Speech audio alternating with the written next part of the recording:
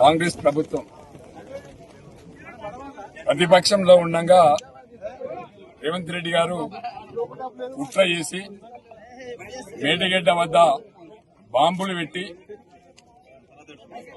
పిల్లలను కూల్చి జనరల్ ఎలక్షన్లలో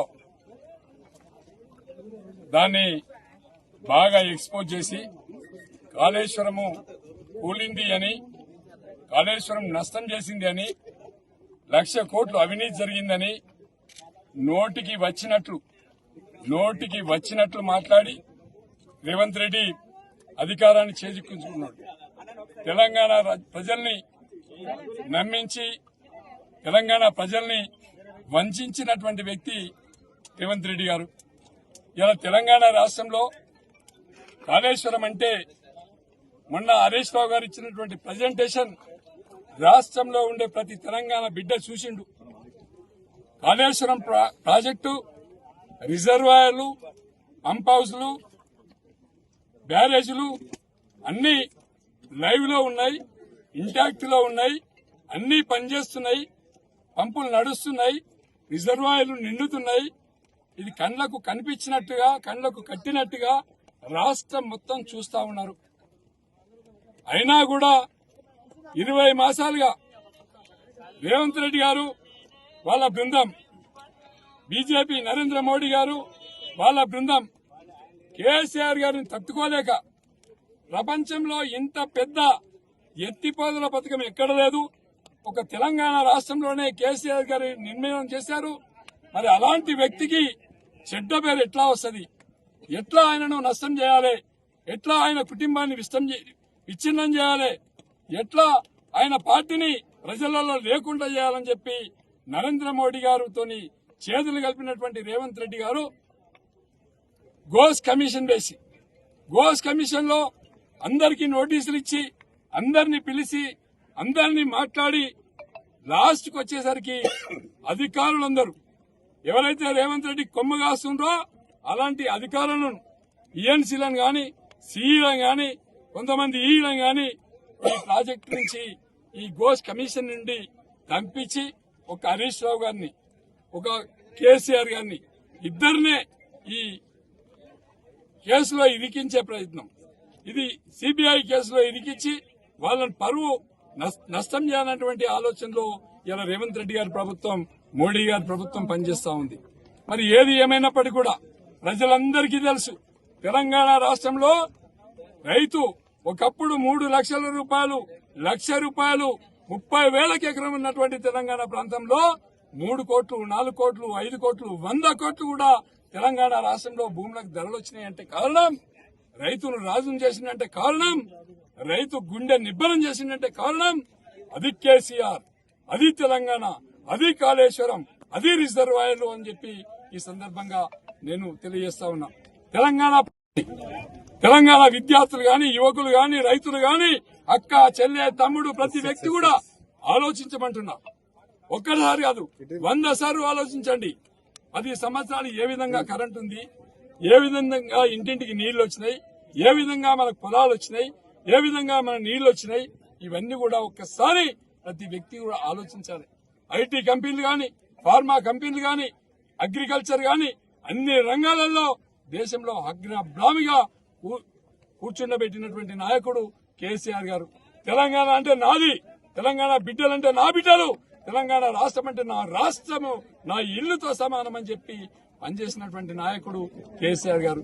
మరి అలాంటి వ్యక్తి మీద ఇలాంటి కుట్రలు చేసి ఎన్నో ప్రయత్నాలు చేస్తా ఉన్నారు. ఇలా కవితమ్మ గారిని ముందు పెట్టుకుని రేవంత్ రెడ్డి గారు డ్రామాలు చేస్తున్నాడు. రేవంత్ రెడ్డి గారు, మీరు కవిత వెనకాల ఉన్న, కవిత చెప్పిన మాటలు వినడానికి రాష్ట్రంలో ఎవరు లేరు. ఎందుకంటే ప్రాక్టికల్ గా కేసీఆర్ అంటే ఏంది, హరీష్ రావు అంటే ఏంది, కేటీఆర్ అంటే ఏంది ప్రజలందరికీ తెలుసు. ఇలా ఎవరో మీడియా ముందు పెట్టుకొని ఇలా పార్టీని ప్రతిష్టను దెబ్బతీయాలంటే తెలంగాణ హార్ట్ మీద దెబ్బ పెట్టినట్టయితది, తెలంగాణ గుండె మీద చెప్పులు పెట్టినట్టయితది, తెలంగాణ ఆత్మ గౌరవాన్ని చంపినట్లయితది. కాబట్టి నేను ఇలా మీ పార్టీ మిత్రులందరూ కూడా నేను డిమాండ్ చేస్తున్నా రేవంత్ రెడ్డి గారికి, అయ్యా నువ్వు మొగాడివైతే మా ఎమ్మెల్యేలు నీ దగ్గర 10 మంది ఉన్నారు, 10 మందిని రాజీనామా చెప్పి ఎలక్షన్లు పెట్టు, 10 మంది గెలవకపోతే అప్పుడు మేము ముక్కునాలకు రాస్తాం. లోకల్ బాడీ ఎలక్షన్లు పెట్టు, లోకల్ బాడీ ఎలక్షన్లు పెట్టు, అప్పుడు మేము అధికారంలోకి రాకపోతే, మేము గెలవకపోతే అప్పుడు మేము ఆలోచిస్తాం. ప్రజల యొక్క ఆలోచనలకు వ్యతిరేకంగా పనిచేస్తుంది ఈ ప్రభుత్వం. ఇలా యూరియా కోసం భార్య బిడ్డలు పిల్లలు అందరూ రోడ్డు మీదకి వచ్చి కువ్వాల్సినటువంటి దౌర్భాగ్యమైనటువంటి పరిస్థితి ఇలా ఈ రాష్ట్రంలో ఉంది. కాబట్టే మేమందరం కూడా ఇలా రాష్ట్రం అంతా కూడా కదిలింది. రాష్ట్రం అంతా కూడా సిబిఐ పెట్టి ఎంక్వైరీ చేస్తా ఉంటే ముక్కు మీద వేలేసుకుంటారు. అన్నం పెట్టిన కేసీఆర్ కి, నీళ్లు ఇచ్చిన కేసీఆర్ కి, తెలంగాణ రాష్ట్రాన్ని ఆదర్శంగా తీర్చిదిద్దిన కేసీఆర్ కి సున్నం పెట్టే నాయకులకు చెప్పు దెబ్బలు తప్పకుండా ప్రజలే సన్మానం చేస్తారు. చెప్పులతో సన్మానం చేసే రోజు దగ్గరలో ఉందని చెప్పి సందర్భంగా హెచ్చరిస్తా ఉన్నాం. కేసీఆర్ గారి హయాంలో కాళేశ్వరం ప్రాజెక్టు నిర్మించి తెలంగాణ ప్రాంతానికి నీళ్లు అందించి రైతుల పక్షపాతిగా నిలిచినటువంటి కేసీఆర్ గారిని బదనాం చేయడానికి కాళేశ్వరం ప్రాజెక్టుపై ఏదో జరిగింది, అవినీతి జరిగిందని చెప్పి వీళ్ళు ప్రచారం చేస్తున్నటువంటి అధికారంలో ఉన్నటువంటి కాంగ్రెస్ పార్టీ ఏదైతే ఉందో దాన్ని పూర్తిగా మేము ఖండిస్తా ఉన్నాం. అసెంబ్లీలో సిబిఐకి ఈ కేసును అప్పజెప్తున్నామని చెప్తున్నటువంటి రేవంత్ రెడ్డి గారిని నేను ఒకటే ప్రశ్నించదలుచుకున్నాను. ఎందుకంటే కేంద్ర ప్రభుత్వం ఏదైతే ఉందో కేంద్ర ప్రభుత్వము కాంగ్రెస్ పార్టీ నాయకులను సిబిఐ సిఐడి ద్వారా లొంగ తీసుకునే ప్రయత్నం చేస్తుందని కేంద్రంలో ఉన్నటువంటి రాహుల్ గాంధీ గారు చెప్తా ఉన్నారు. ఈ రోజు ఈ రాష్ట్రంలో మోడీ గారి చేత చేయిలు కలిపి అదే సిబిఐని అసెంబ్లీలో తీర్మానాన్ని ప్రవేశపెట్టి ఈ కేసును సిబిఐకి అప్పచెప్తున్నామని చెప్పి ఒక పక్క రేవంత్ రెడ్డి గారు చెప్తా ఉన్నారు. అంటే కేంద్రంలో ఉన్నటువంటి జాతీయ పార్టీకి సంబంధించినటువంటి రాహుల్ గాంధీ గారేమో సిబిఐ సిఐడి ద్వారా మా మీద అక్రమ కేసులు బనాయిస్తున్నారని చెప్పి కేంద్రంలో ఉన్నటువంటి కాంగ్రెస్ నాయకులు చెప్తా ఉంటే అదే సిబిఐని ఈ రోజు రేవంత్ రెడ్డి గారు మోడీ గారి చేతులు కలిపి ఈ రోజు ఆ కేసును మా ముఖ్యమంత్రి గారి మీదకి మా హరీష్ రావు గారి మీదకి మరి పంపించే ప్రయత్నం చేస్తున్నారని చాలా స్పష్టంగా అర్థమవుతుంది. మీరు ఎన్ని అక్రమ కేసులు పెట్టినప్పటికీ నిర్దోషులుగా వాళ్ళు బయటికి వస్తారు. అసలు మీరు పెట్టినటువంటి కేసులే ఈ రోజు నిలబడేటువంటి పరిస్థితి లేదు. తెలంగాణ రైతాంగానికి నీళ్లు ఇచ్చినటువంటి కేసీఆర్ గారిపై, హరీష్ రావు గారిపై మీరు చేస్తున్నటువంటి కుట్రలన్నీ కూడా తెలంగాణ ప్రాంత ప్రజలు గమనిస్తా ఉన్నారు.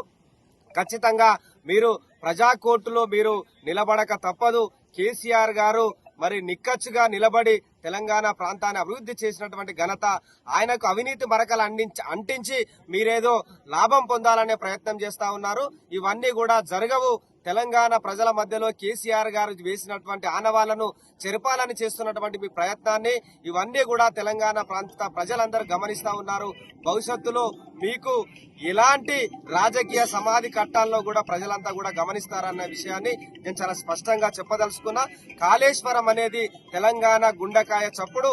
తెలంగాణ రైతాంగ పక్షపాతిగా ఉన్నటువంటి కేసీఆర్ గారి నాయకత్వంలో రేపు ఖచ్చితంగా అన్ని నియోజకవర్గాలకు, అన్ని జిల్లాలకు నీళ్లు పారించే విధంగా ప్రయత్నం జరుగుతుందనే విషయాన్ని గుర్తు